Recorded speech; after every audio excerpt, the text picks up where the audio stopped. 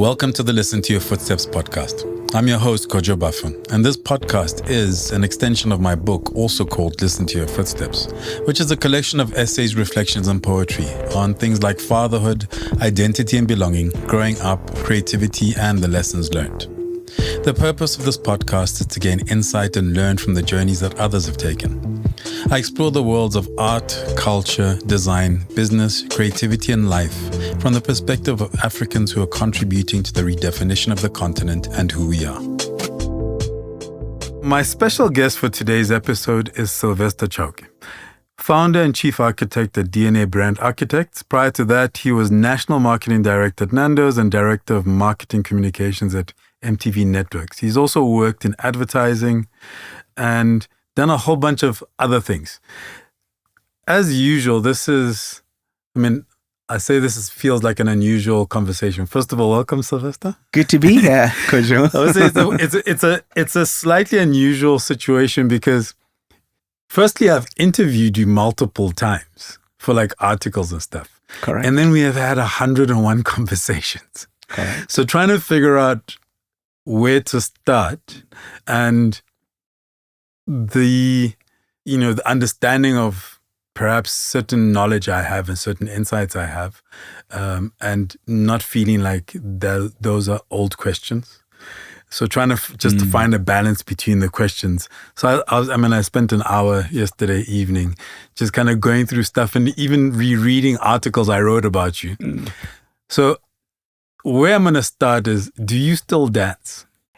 Amazing, because I had the same conversation yesterday. There's something in my body, in my rhythm that requires me to dance, so I'm always finding myself moving around pretty much. And in fact, this morning, part of my routine, I like blast music, as I take a shower, and then as I'm getting ready, I'm like moving and dancing. So I'm dancing in that way, but I'm not necessarily taking any dance classes at the moment. But I think dance and music, in a way, is sort of the soundtrack to how I just get on with my day. And I'm always sort of moving and shaking and dancing. Yeah.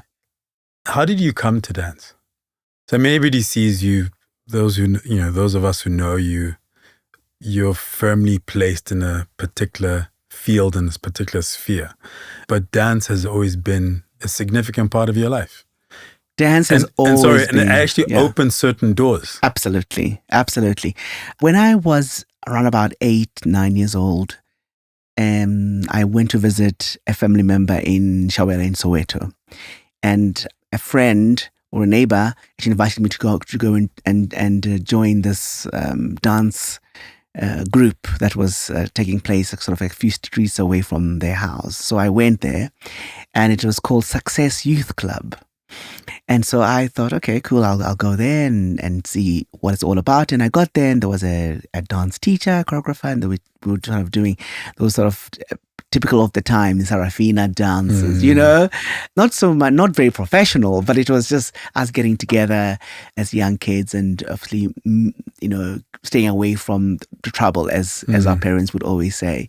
And I think that is really where it all started. And so from then onwards, when I went back home to Middlelands at the time, and then I found a dance club across the school that I used to stay near at, and I started attending every day at 3:30. And funny enough, from that we then went to perform at the Zoo Lake. So when I was at the Zoo Lake, there were a number of other dance groups, and we performed. And then there was a scout there actually who ran an agency called Stage Arts in Randburg, Randpark Ridge. And she then gave our leader at the time details so that we can go and start doing auditions. And so a couple of weeks later, we were in Randburg and we were doing auditions, and I managed to make it into the company. And then I started doing proper dance, modern dance, tap dance, ballet, etc. Started being trained properly at the time. And so that's where it all really, really started.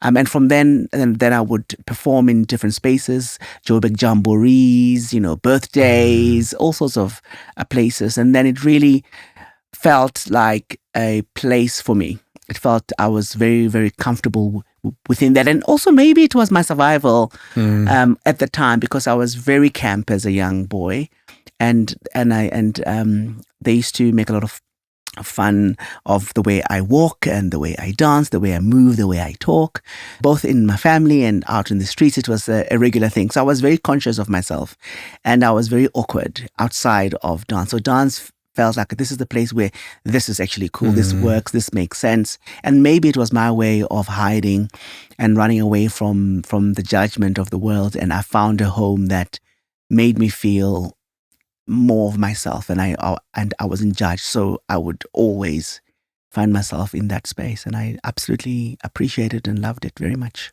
I mean, you talk about that awkwardness, and something that you've talked about before in terms of feeling a bit of a weirdo, not just in your community, but even within your family. What was their perspective or their response as you're getting into dance? Actually, I think that helped them, place me more, because I have a younger brother who was a soccer player, and who was like as macho as it gets. And I'm the older gent in the family who was very different completely. And so when I started going to dance classes, in fact, my parents thought that I was doing ballroom dancing. So they loved that even more, because they thought, oh, it's ballroom dancing. It's a guy with a girl, they're dancing. And of course, they were not aware that I was actually doing more modern dancing and tap dancing and that sort of thing. And they allowed their rationale for me came much more clearer because of dance, because they then could see that I was the dancing type. That was interesting. Like ballroom dancing, there's a particular era. It feels like there's a particular time. I don't know how far it stretches in the region, but even growing up in Maseru, I remember there was always like a ballroom dancing class. There's like no other, there's no other arts classes or no music teachers, any of that.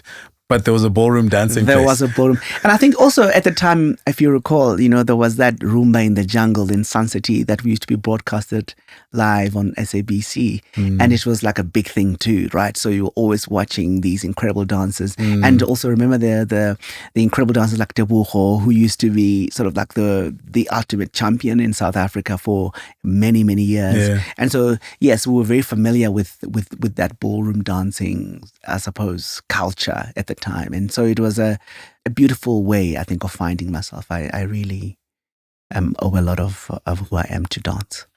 So at some stage, I mean, that was your decided kind of route, right? Path in terms of life, performing arts. That's what you're going to do. That's what you're going to build. And then you kind of veered slightly off into, more comms, advertising. What prompted that shift? For a very long time, I thought I definitely was going to end up on stage, end up as a dancer. And that from even when I was much younger, my mom will recall a story of me going to church, and there was a church choir, and there would be like a thumping sort of rhythmic choral music that would be playing, and I would be literally in front of the choir, and I'll be dancing, and I'll be, mimicking the steps.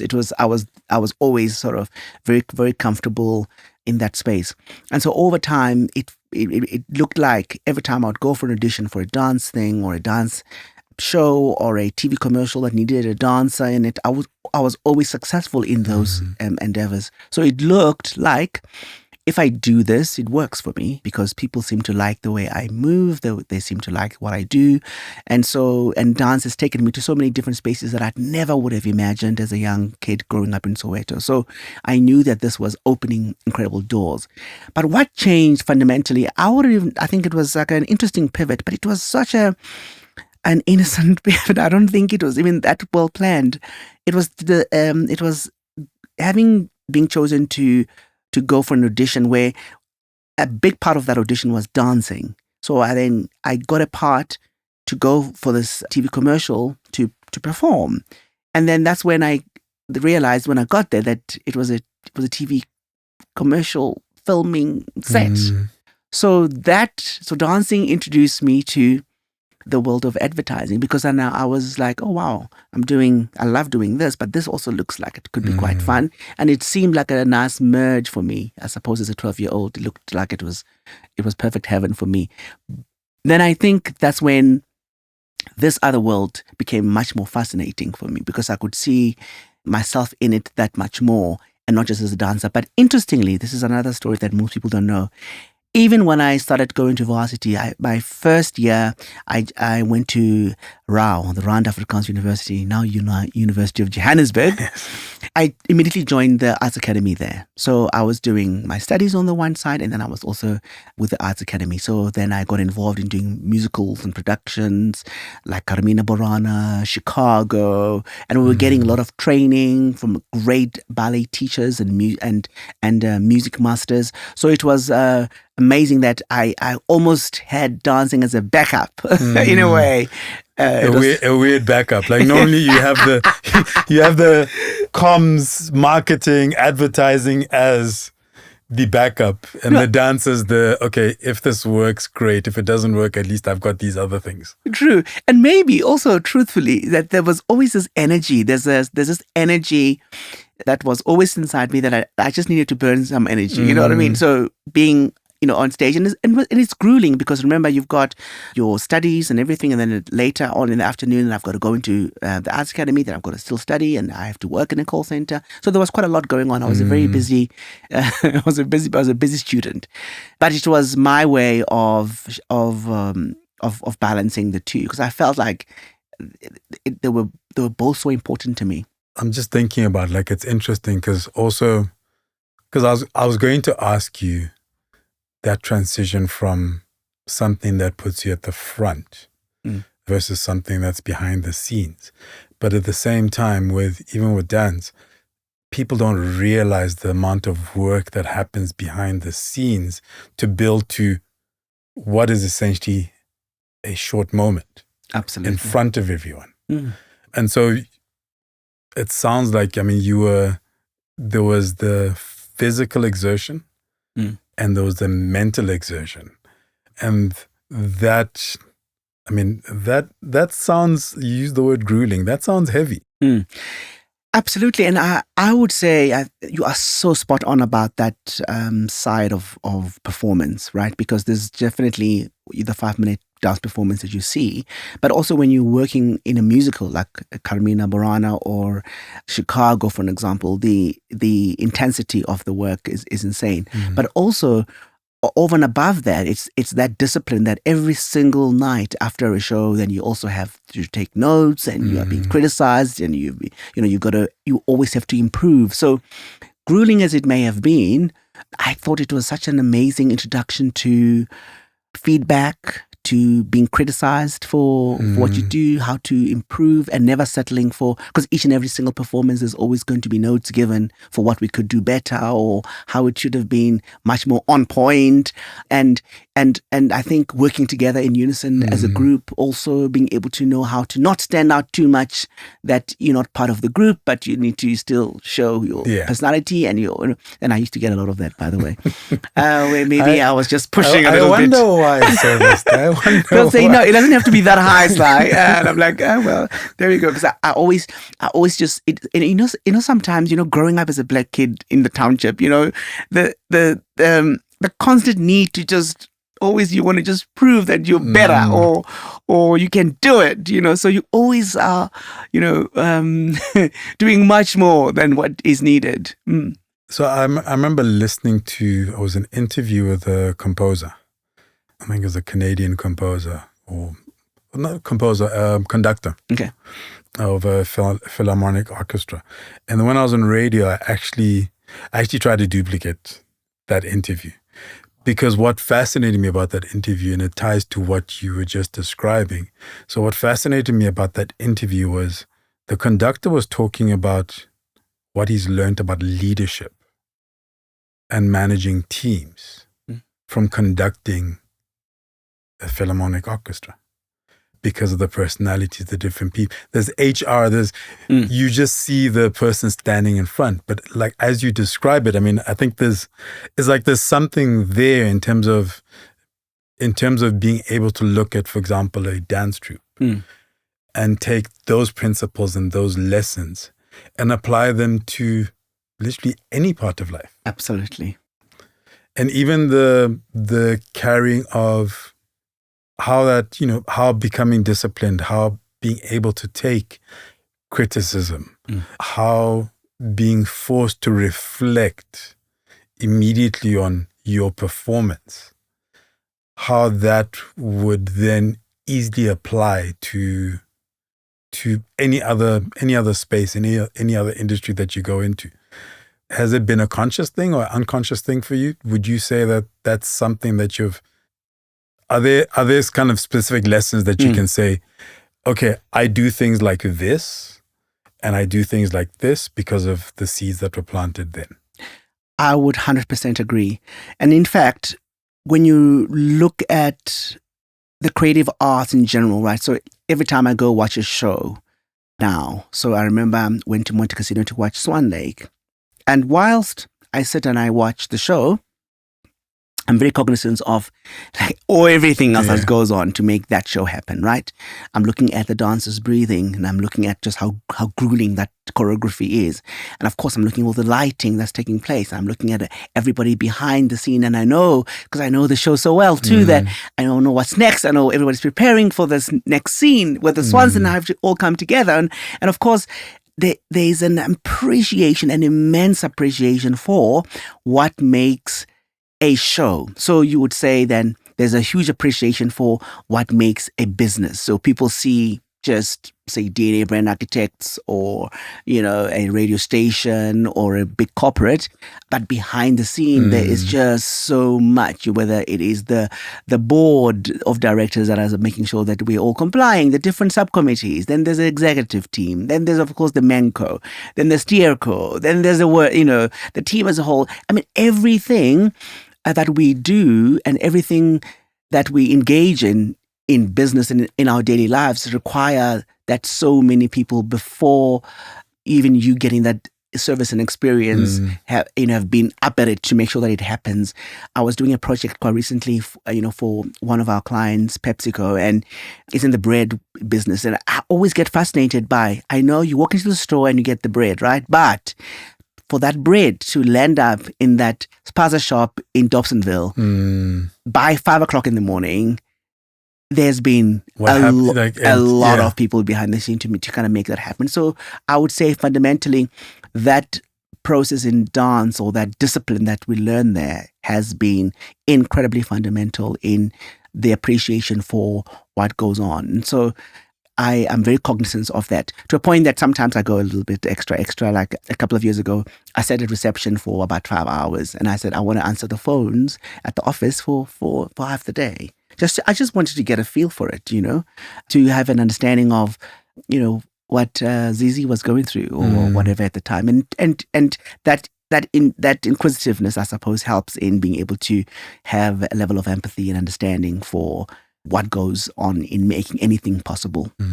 I mean, they say, or we write, that a leader should be able to shouldn't ask of their team anything they couldn't do themselves, right? Absolutely. But I found it's only I've had friends who have bought, for example, restaurant franchises, and they've had to work in every aspect of the business to understand the challenges that everybody's experiencing. And when you're just describing, I'm like, actually, there's a value in, regardless of the type of business, there's a value in, sometimes the CEO experiencing, what, even the cleaners are experiencing. And at all levels to get I'm a fan of these things, like those undercover boss and all of those things, where it's really about that. But it's been made into reality television. And I think that there is a value in the leaders being able to experience or refresh their minds. Absolutely. Maybe they've come through that, but for the last 10 years they've been in this position, and you often lose touch. I think the point about often losing touch is actually the problem, I think. Because I think everybody probably has an understanding. Let's think about it in this way. I know that, for an example, in our company, we start work at 9:30, as an example, right? It's our official start time is 9:30. Why? Because there's quite a lot of things that need to happen between the morning and there's a traffic and there's kids and. So we thought 9:30 for us was good, 9:30 to 6 as an example.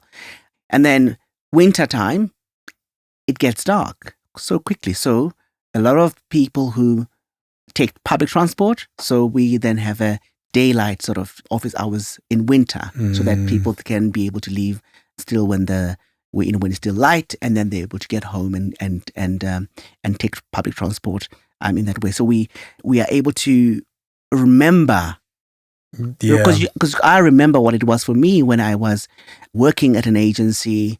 It was winter, it was dark, and I used to leave the office so scared because I've got to go to Bree Street in town, walk across to go to North to connect back to go home. It was like such a scary moment. And the point of being able to put yourself not only in the shoes of the people that you serve and you work with, but also remembering what it was like for you when you were a student, or when you were, in the entry level job, without a car, without any of the luxuries that you do have now. So always remembering that, I think, is important because it helps us to make things right for people. So I've always been very wary of, as businesses grow, I find that some of those core elements of a startup gets lost. And I'm very lucky because having started, a business from scratch as well, I know how to make coffee for clients. I know how to clean the office. I know how to do how to set up emails for the stuff on the laptop. I know how to restart certain things. I know how to. I lock my own office. I've got my own security, and so I'm there. I was always the person that had to know everything. And then as the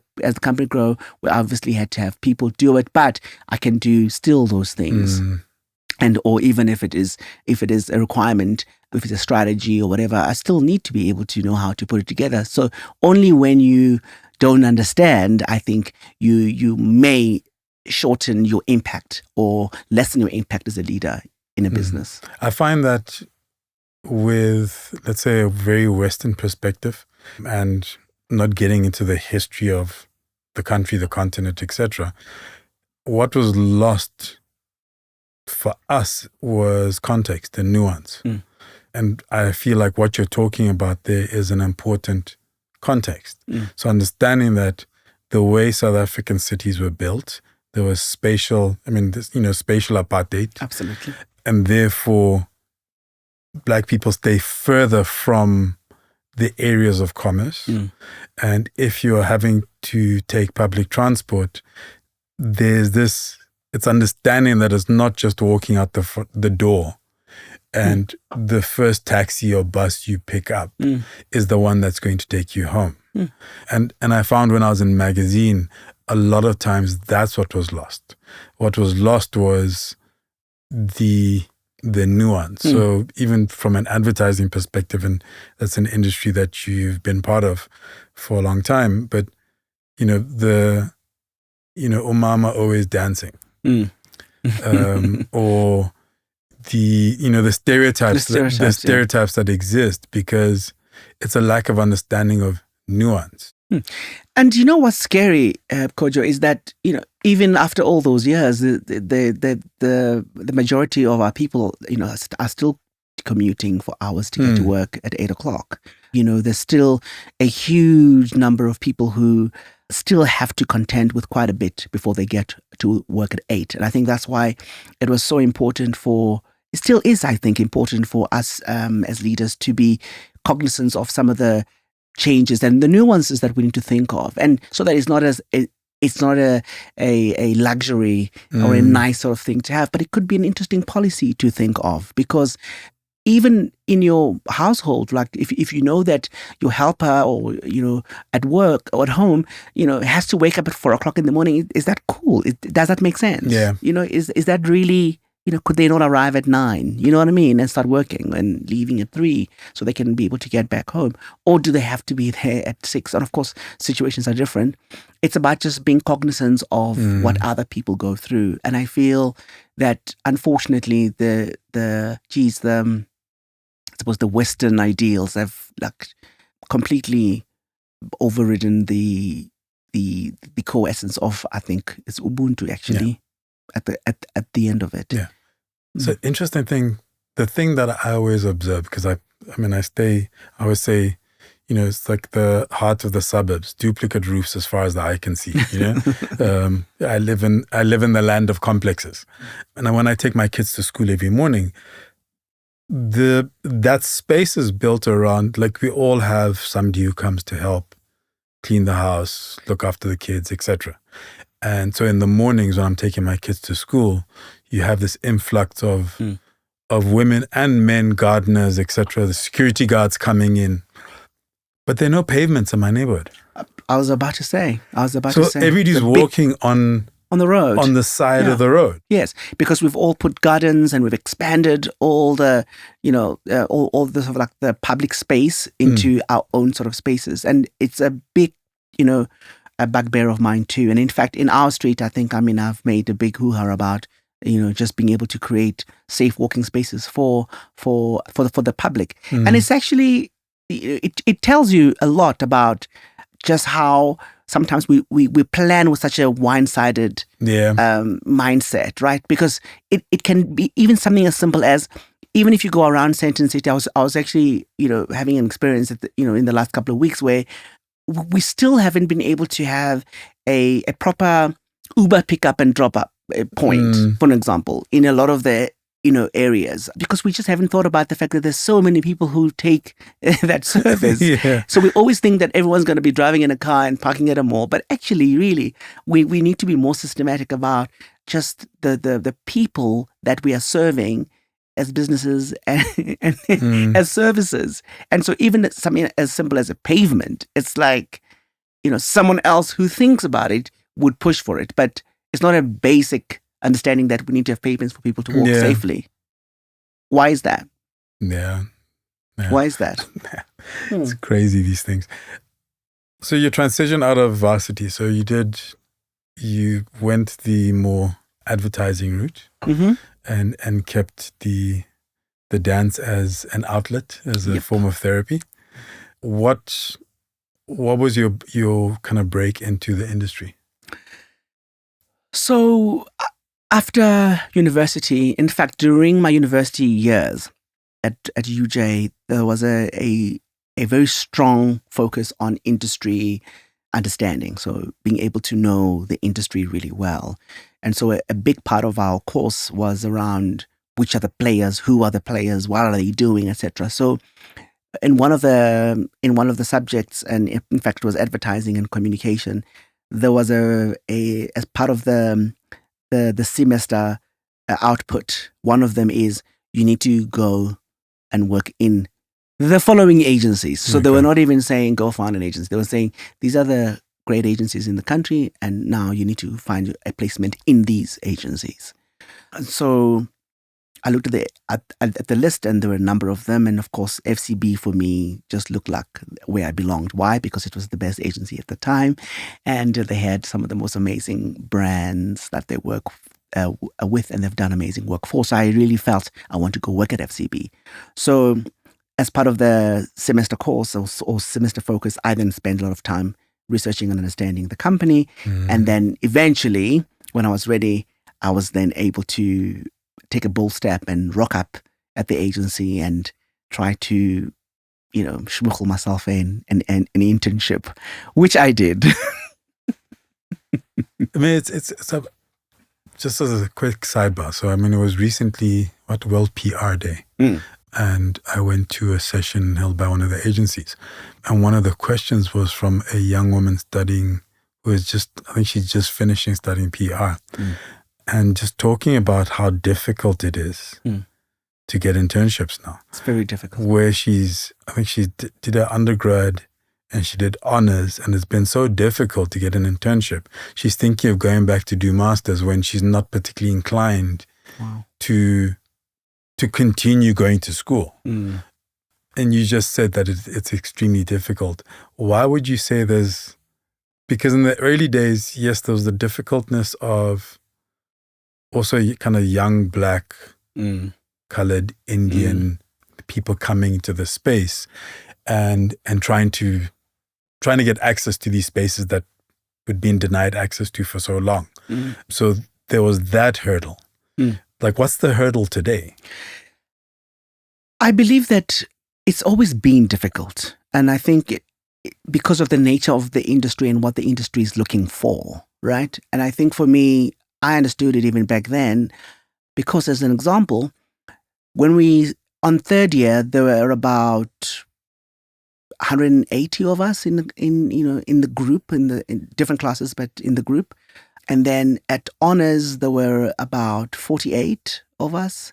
So as an example, so there's, let's say, 48 really good top graduates, but this is from just UJ, but there's also many other universities, and we're all gunning to get into 10 of these agencies, right? Particularly at the time. And even now, it's not a mass employer. Advertising is not a mass employer. So you have to then be incredibly, I want to say, you've got to push yourself if you want to be noticed. And I knew that even, back then, it was in 1999 when I rocked up at FCB. And because I knew that all my classmates want to go, they all want to work at FCB too. And they all are going to be arriving here. So, or probably all going to be sending a CV or whatever. But I knew that I wanted to do something different. So what I did is I actually got a pizza box.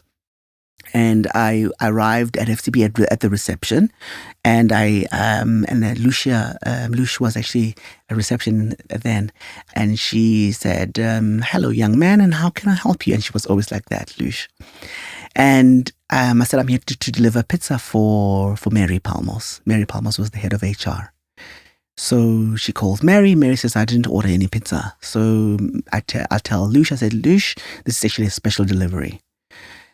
So Mary reluctantly comes down, and of course she finds me there with a box of pizza, and she says, "But who ordered this pizza?" I said, "No, this is for you, Mary. This is for me." And she was like, "Why?" So I said, "No, you can open, the box." So she opens the box, and my CV is inside the box, and I had a note there on top that said, "You need to have a slice of this talent." So that was my brilliant, my CV. And then she was so charmed by this idea. She said, "Oh no, come up." So I walk up, and then she introduced me to Wing Mdlula, who was like one of the most incredible creative at the time, and Brett Morris. And so she introduced me to all these people, and we go to the office, and Struisbob, the next day, I started my internship. Because so what makes it difficult is that a lot of young people today, they just send an email and they hope that's it. They send a CV, a 3-page CV, and that's it. But I've seen, even at DNA now, I've had incredible people that walked into the office who have been placed with immediate effect or shortly thereafter because they did something that shows this is a thinker, or this is a creative, or this is so it's in how you write the things, or what you send, and the personalization of what you do. And I feel that a lot of people in who are embarking in these studies sometimes forget that the creativity bit is really what's going to be the differentiator between you and another candidate. So the industry is always going to find the unicorns or those really extra special people. That's just what it requires. And unfortunately, it's not going to be able to absorb all 500 students from all the universities. So being able to channel it differently is going to be important. I learned that, and I speak at universities quite often about that, just how you get in, or what you need to do to be able to get in. And if you really work hard enough, I think most people utilizing that idea have been able to at least get an interview or a foot in the door, and then be able to make their way up from there. And understanding the space and understanding who the people are and the power base. You are listening to the Listen to Your Footsteps podcast, a podcast in which I chat to Africans from a cross-section of society and sectors, including art, culture, design, business, and creativity, to name a few. I delve into their journeys, the decisions they've taken to get to where they are, how they do what they do, and everything in between. Essentially, we go wherever the conversation takes us. I was remembering, it must have been like 2013, 2014 when I was still a Destiny man, and getting a phone call from a young man from Soweto. And I remember I was driving with my son to go for a haircut, and normally I wouldn't answer I would literally just cut the call.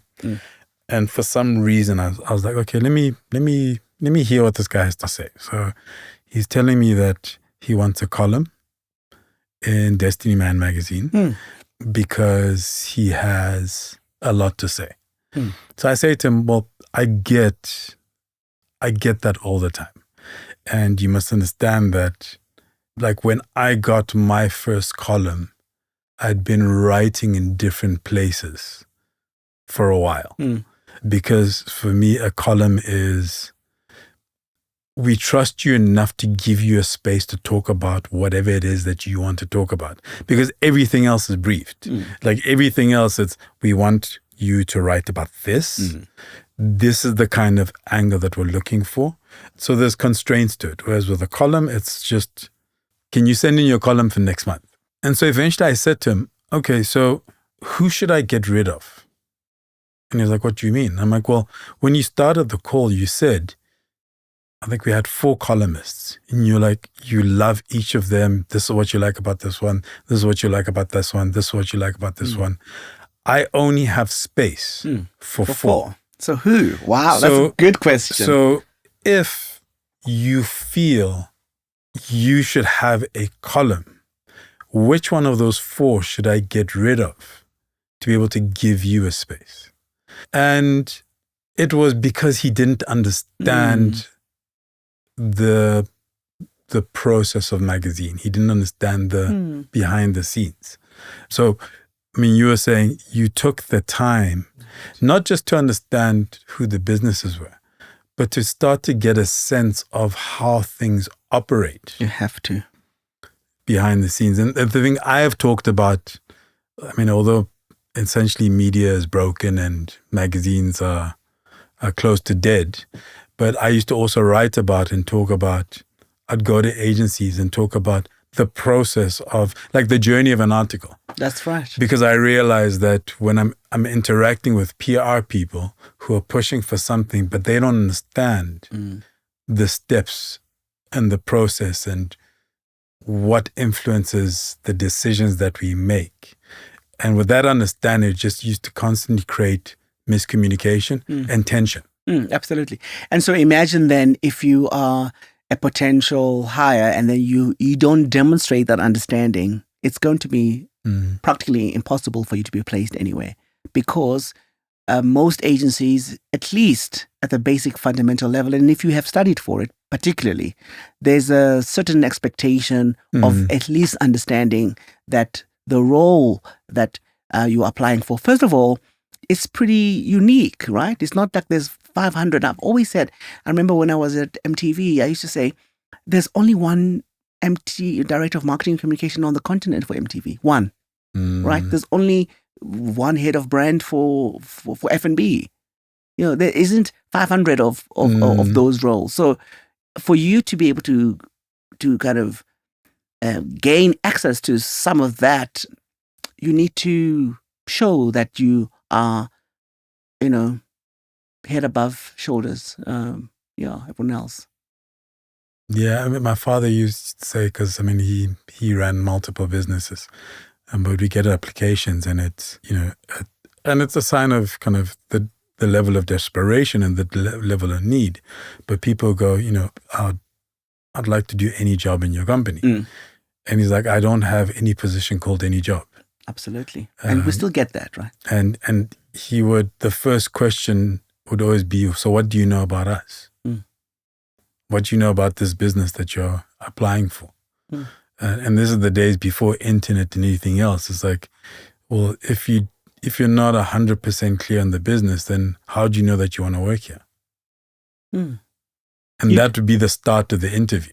And clearly you don't, right? You're not prepared for it yet. So it's also, if we're honest, if you strip everything out, it just shows that you're not ready for this particular job. And maybe the industry too, right? Because there's a question around your academic prowess is not necessarily going to equal, especially in advertising. It's not like, say, engineering maybe, or medicine, maybe where, there's certain things that, a system, you follow this to be able to do this and it works. But in the creative fields, it's actually a lot more about the application of that creativity. Yeah.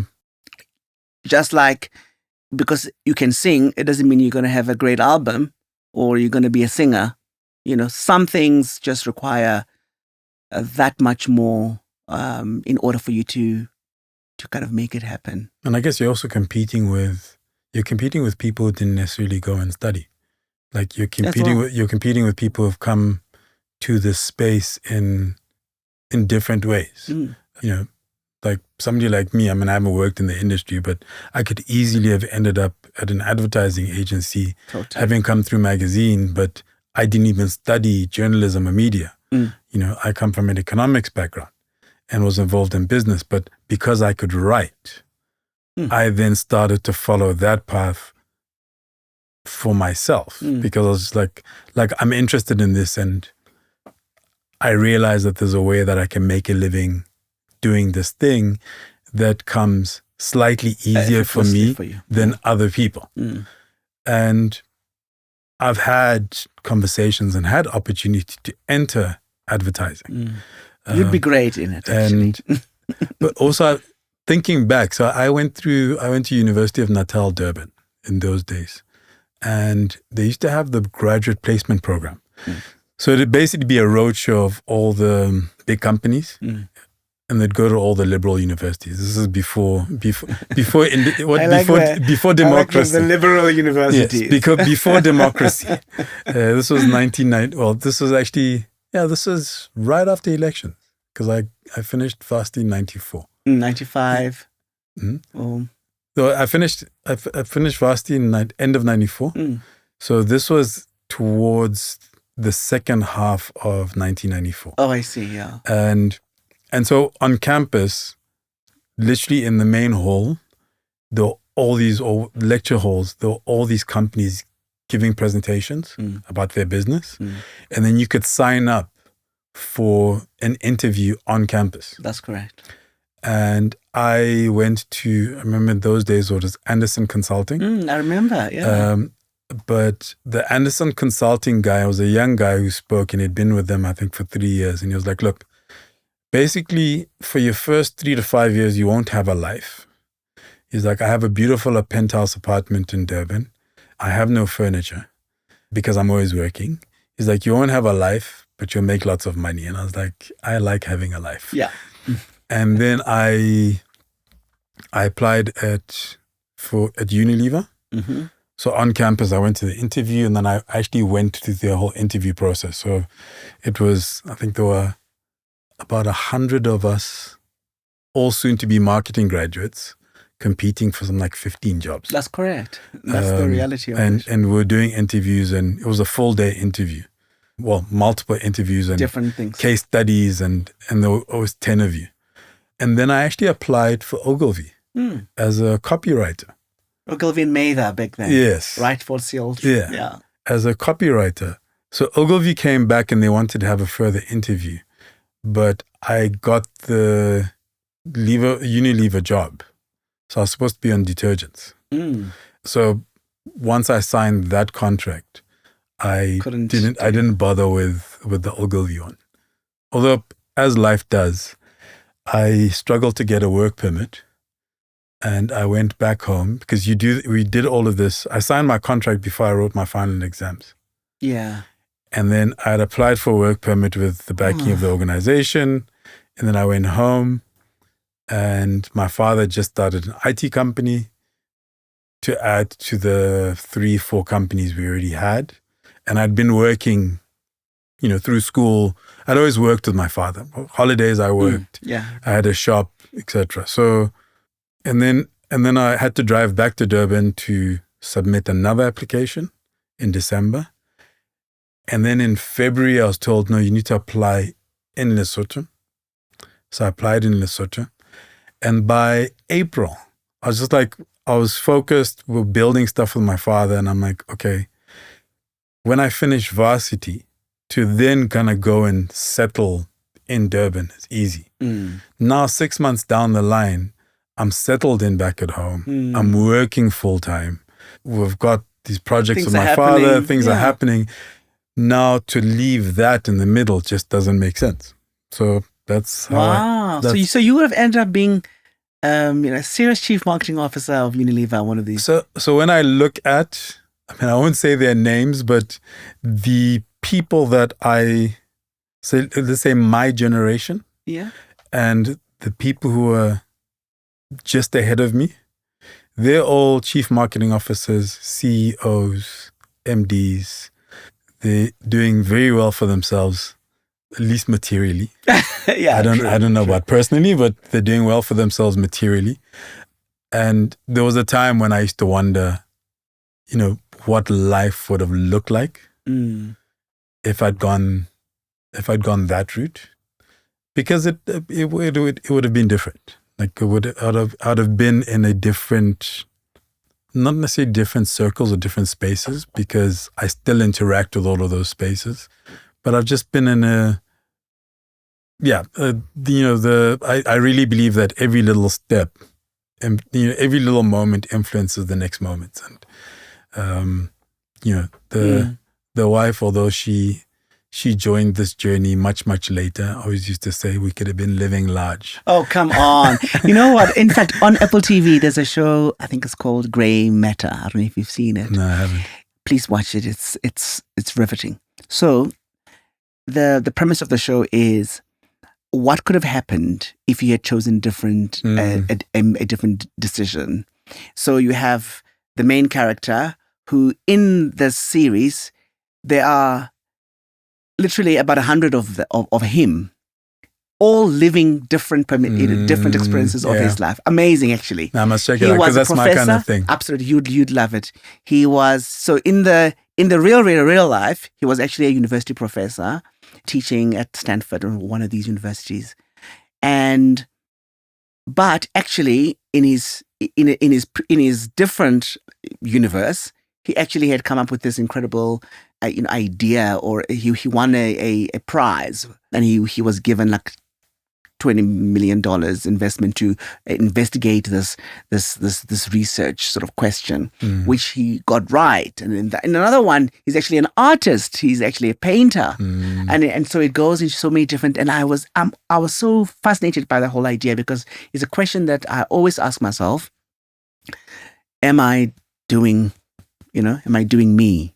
Am I doing me, or am I doing what I find myself in? So you're always going to be questioning. It reminds me of the conversation that we had when we bumped into each other at the parking lot the other day, that ultimately, whatever we choose, we should be happy because of that. And we should be in our best zone because of it. And if you are not, then it's a question. So some of the fears that I have is, am I really doing what I should be doing? And I always have to ask myself that question to test whether am I in a good place or not. But I think it is that questioning. Like, I think the important thing is being able to be aware enough to ask the question of yourself. Yeah. Because unfortunately for a lot of us, it's literally you're on this treadmill, and eventually you just kind of just keep going, not realizing that you, to a certain extent, regardless of your situation, you do have agency. Like, you do have the power to decide, absolutely, to make particular choices, for better or for worse. And how I try to operate is regularly kind of going, okay, looking at stuff and going, okay, I'm here now. I'm kind of in the middle of that right now, where I'm going, okay, I'm doing these things. These are the things that I'm doing. I've been doing them for the last year and a half, and it's cool. Do I still want to keep doing them? Yeah. And this is a great moment to shift to your journey as a owner of a business that you started literally from the ground up. And I'd like you to reflect on that journey and the change in that mindset from when you started it. I mean, you'd been in corporate, you'd been comfortable in corporate, you'd had really good jobs, you thrived in those spaces, and you made an impact in those spaces. At least those of us on the outside could see the impact and how your name showed up in spaces in a very positive, professional way, right?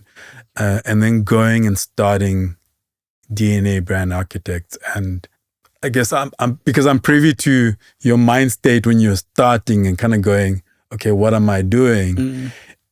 And then that journey of growth. Can you reflect on that a bit, just in terms of, it's a long, I mean, it's over 12 years now. DNA is 12 years. Yeah, it's 12 years. So it's a long period of time, but I would love to get a sense of, or at least I'd love our listeners to get a sense of that journey and the mindset and how each moment then influences your decision about whether you're doing what you're supposed to be doing. Definitely. I have to say that a big part of my journey, I think initially, in fact, when I reflect back, I reflect so fondly of those beginning stages, right? Because it is when you are thinking about what is it going to be called? What are we going to be doing? And I remember having an interview with Ashraf Garda on SAFM when it was literally, I think I was like a couple of months into this new DNA brand architect. So he asked me a question and he said, so, but what makes your agency different to any other agency? So I was like, we are cool, and we it's about ideas. And he's like, but every agency talks about ideas, or every agency says it's about ideas first. And I must say that provocation made me sit back and think about it very, very deeply. What is the difference that I want to bring here, or what is the thing that's going to make us very different? So I think when you then writing all of that up as an entrepreneur who's starting something new, it's such an amazing gift. I look back at that because you are now charting what we want to be, how the company needs to be, what are the office hours going to be, whether we're going to have, certain benefits or not. So there's so much. So in the first 5 years, I'd say it was just all really about gaining that credibility, of sorts. So I'm literally working like 24/7, right? And I'm literally focusing on building this whole thing. But the shift for me was, it was 5 years in or 6 years in, and then we won sort of Young Business of the Year or a Prism Award for Campaign of the Year. When I thought, oh my God, wow, look at this. Now we can do this thing. Not really, because I actually, sometimes, you start something, but there's always at the back of it, there's that level of doubt and question whether, will you really make it, Sly? Are you really going to get there? Or, maybe you shouldn't have left MTV. Maybe you shouldn't have left Nando's or whatever. But I think a big part of that after 5 years was you realize, oh, actually, maybe I can do this thing. So I'd say that maybe 3 years in, it was really settling into the job itself and the task at hand. And mind you, now we are literally 8 years in, right? Then the 8th year, my God, my most difficult time, I think. In fact, the last 4 years have been like the most challenging for me, because it's always been, it's now about, is it doing what it intended to do in the initial stages, or is it now being derailed by business and corporations and that sort of thing? Is it still the agency that you wanted to start? Does it still have those energies? So whilst, yes, there'll be growth and change, but actually I'm finding that now the big question is the impact that I wanted to create still the impact that we are creating today? Because for a big chunk of the last 4 years, there's been that question for me of, oh my God, it's just become like any other big company, it just isn't necessarily giving me that sort of like first 5 years energy. But at the same time, it's also requiring me to shift it and pivot it into what I believe it can be, and to link back to why it really started. So I reflect back very fondly at the journey, but I also realize just how, and now I look back, I just think how brutal this is. It really is a challenging thing to do, right? It's unforgiving, it's challenging. The highs are incredible, but the lows are also really profound. So I'm in a path now where it's just really about almost like streamlining the original intention and the future potential. Example, I'm even questioning things like, what is big? Does it matter? Does it matter if it's 500 people? Because sometimes that can become a goal. We want to be big, we want to grow, but does it matter? Does it matter? I have very strong views on this idea of scaling. Yeah. Because it's like with the growth of Silicon Valley and the tech industry, it's become the catchphrase, right? And for a very long time, whenever I looked at stuff, I looked at it with that lens. Like, okay, can I do this? Can I scale it? And a couple of years back, kind of reached the point where it's like, actually, for the life I want to live, That's correct. I don't want anything that is scalable. I want to feel secure that I'll be fine and I can look after my family, beyond next week. But at the same time, I'm like, all my attention is not, and my energy is not on, okay, so how does this thing continue to grow and grow and grow and grow and grow and grow? It's like I focus on, for better or for worse, I focus on kind of what's right in front of me, and I put faith in the universe that I'll be fine next week. I'll be fine next month. I'll be fine in a year's time. And I don't need,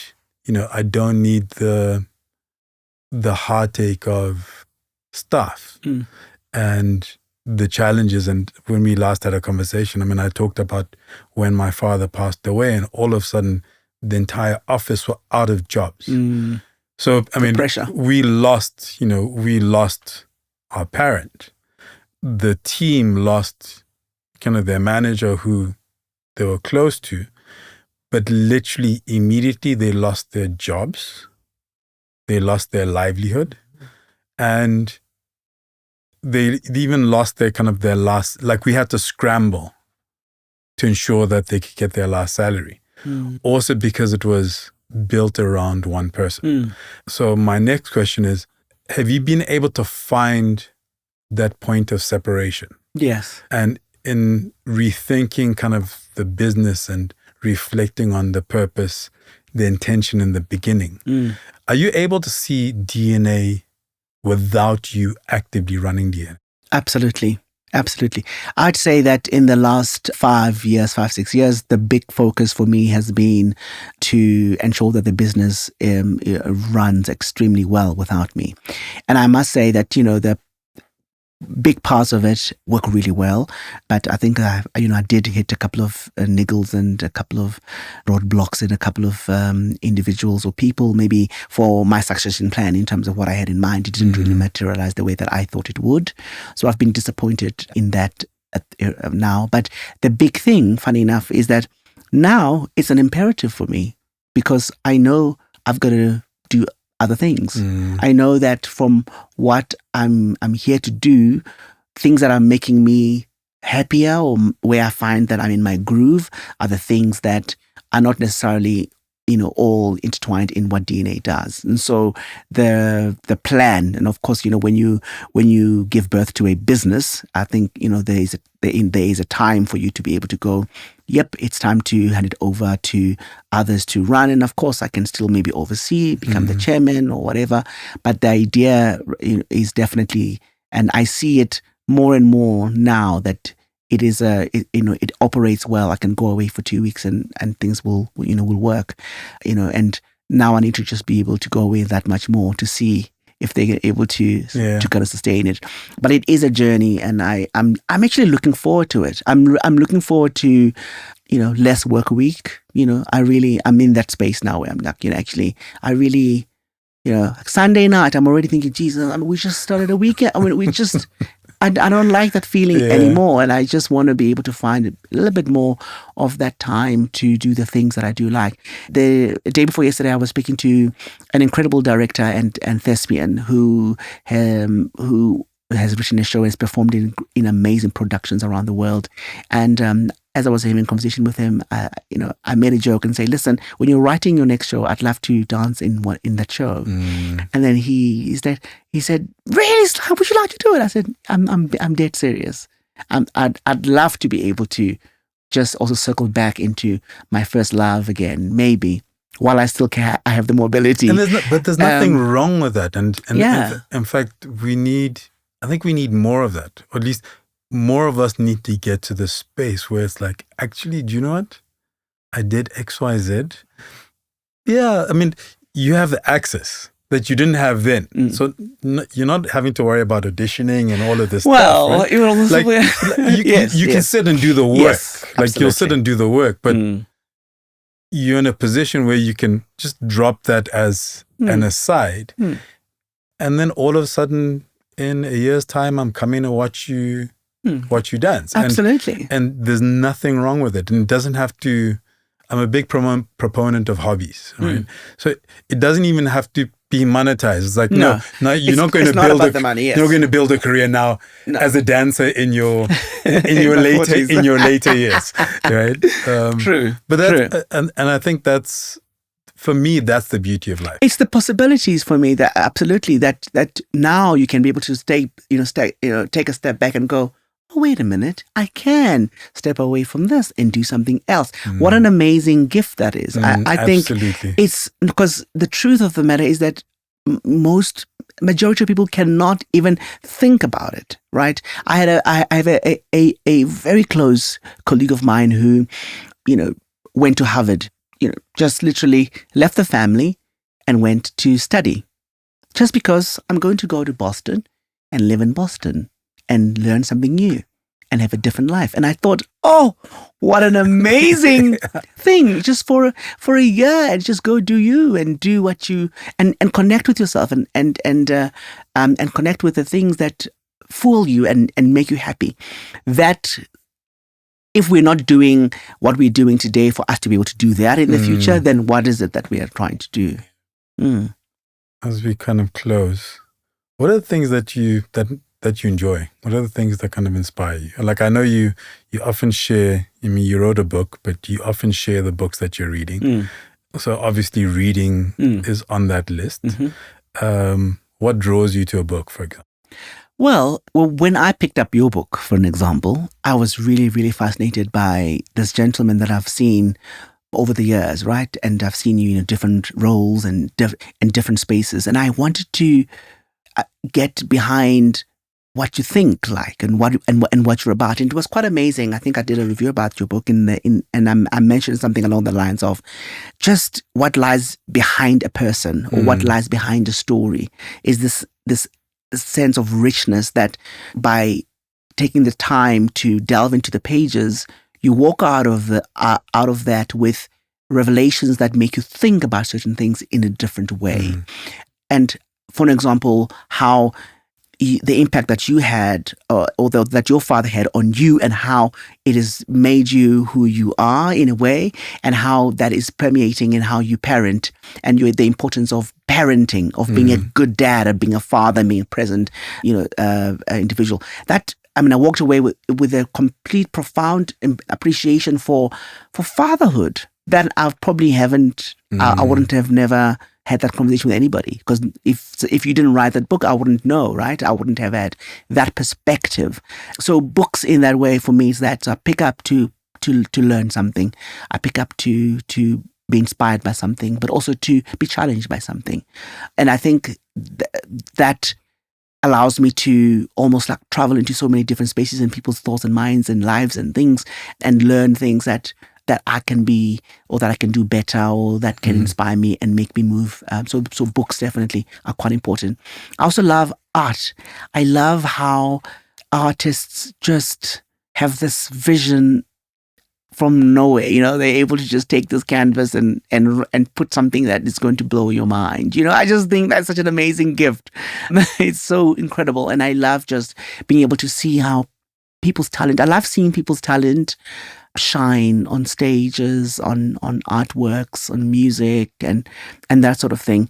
And I really enjoy it. And I do, in fact, I think way back in my journal, I think when I was about 19, I did write there that in my later years, I'm definitely going to be like a chairman of an art society or cultural or performing arts or creative sort of network, because I really find such great solace in being able to showcase what the talent that other people have somewhat. And I think that's something that I really do enjoy. I enjoy talking and teaching people what I know. So I love lecturing. This is another story. I love being able to go and show students and youngsters about the potential of our industry and what our industry can do. And when I went to do the TED talk that I did last year in Paris, a big groundswell of that conversation now is really about that conversation about being able to do things differently as an industry and trying to chart a path of creativity with a mission that can do better for the planet rather than hurt it. It's been something that I've also been, seeing in the last 25 years in the industry of my contribution to some of the stuff that I'm not really proud of, and how do I make that better as I grow. So you can see I like culture, and I like creativity, and I like knowledge. Yeah, because like the art part, I see it for you, like the running a trust, etc. Absolutely. The teaching, I also see it, and there's and the dance. I'm going to be dancer, teacher, art curator. The dancer is, I don't know. Maybe the dancing is like it's like my poetry. It's a thing that's there that in later years you're constantly trying to figure out what it played a particular role. Like, so I sit now. But it's still words. It played a particular role, but so for me internally, it's very different from the words that I write every day. Because the words I write every day are work. Yeah. All right. But yeah, I'm constantly kind of debating, because at some stage I thought, okay, I can build a career as this thing. And then life took over and it's like, okay, no, that's just sits over there.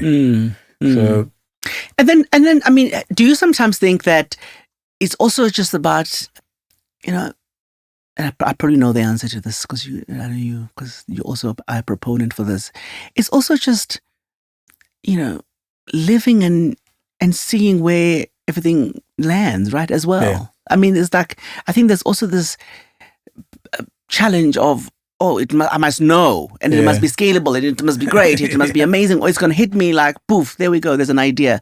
But it's also just like, right now what I'm doing is what I'm doing. I'm going to continue to do it, and I'm going to land in the right place. And maybe there will be, something that's going to bring it all together somehow, and trusting that. And in fact, I think it's sometimes I get comforted by this, but sometimes I get a lot of anxiety, funny enough, around it too, is that a lot of where I am now, a lot of where we are now, we didn't necessarily control the whole thing, you know what I mean? But we landed where we needed to land at the end of the day.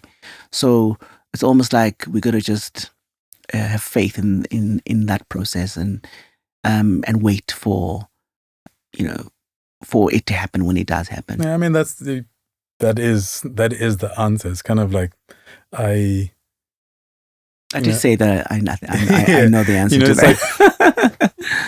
Like, like I've always believed, well, not always, but I believe that I am where I'm supposed to be doing what I'm supposed to do.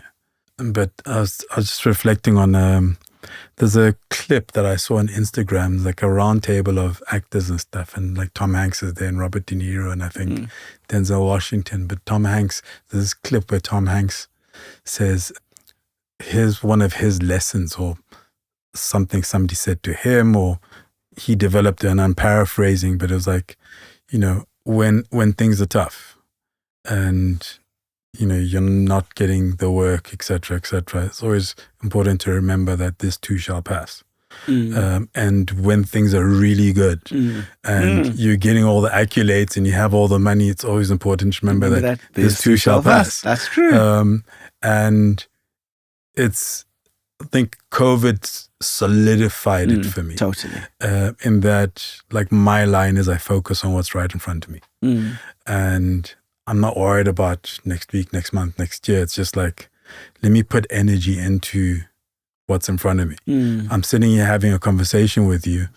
That's what I'm focused on. I'm not thinking about what I'm going to do when I leave here.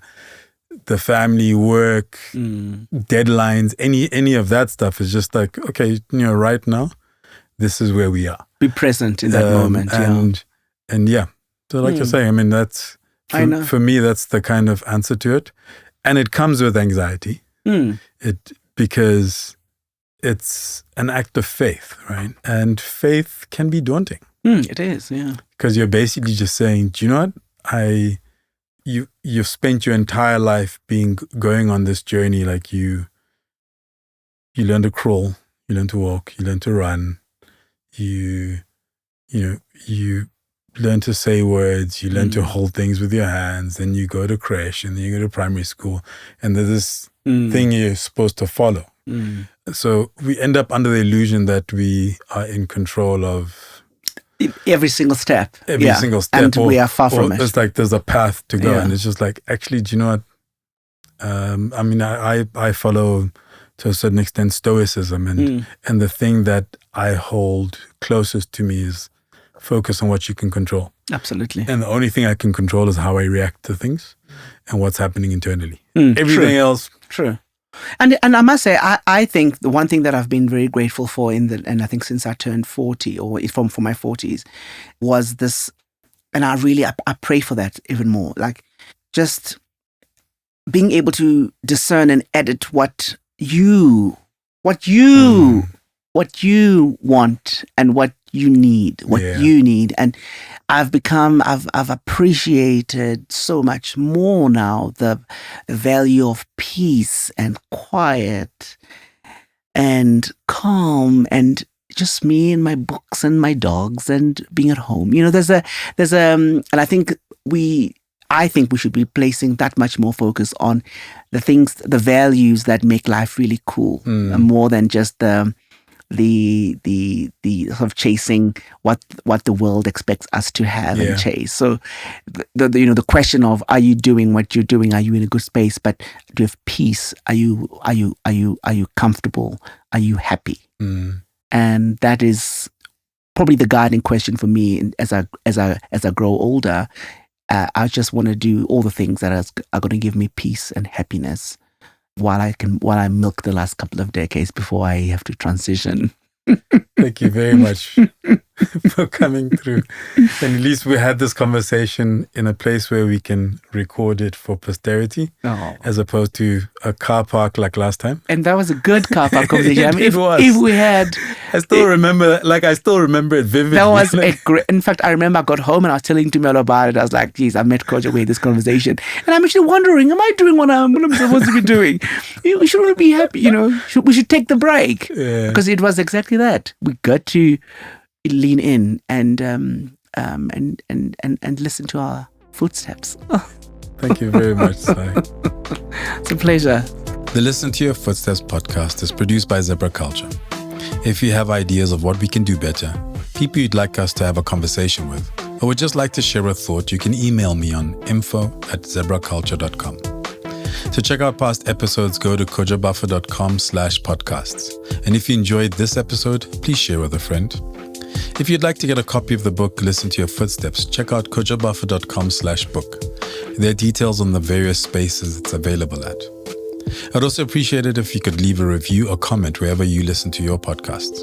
Finally, there's the Zebra Culture by Kojo Buffer newsletter, where on a weekly basis, I share a curated list of articles, playlists, videos, etc. that have caught my attention. Thank you for listening. I hope you enjoyed listening to the conversation as much as I enjoyed having it.